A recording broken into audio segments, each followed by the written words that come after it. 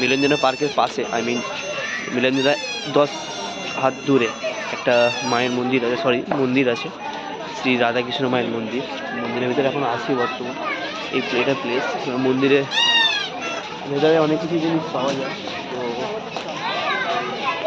অনেক কিছু জিনিস বলতে অনেক কিছু জিনিস এখানে জিনিস পাওয়া যায়, দোকানও আছে। তো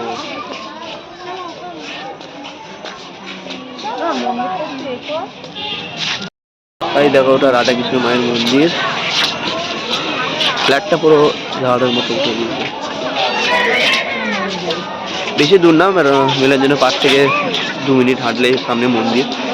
এখানে তোমার ভোগ তোমার দেয় সন্ধ্যা 6টার পর। এখন তো 5:30 বাজে না।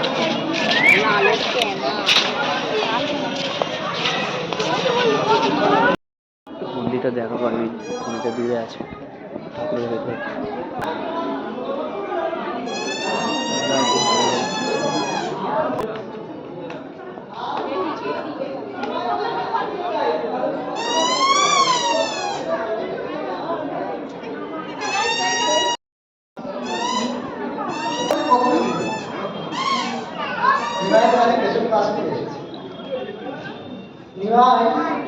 দেখে মনে হচ্ছে যেন অনেকগুলো তারকা মিলে একটি চন্দ্র ঘিরে থাকে আকাশে, তেমন দেখাচ্ছে।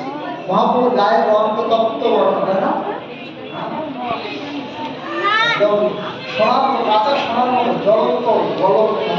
সোনা যখন দাঁড়িয়ে দিলে যেমন তোমার সঙ্গে যেন তর্ক যুদ্ধ করেছে, আর কাউকে খুঁজে পাওয়া যাচ্ছে না। মহাপ্রভু বলছে আমি দেখো নেক্সট টার্গেট তোমার দক্ষিণেশ্বর মায়ের মন্দির, Kolkata. Okay bye, take care.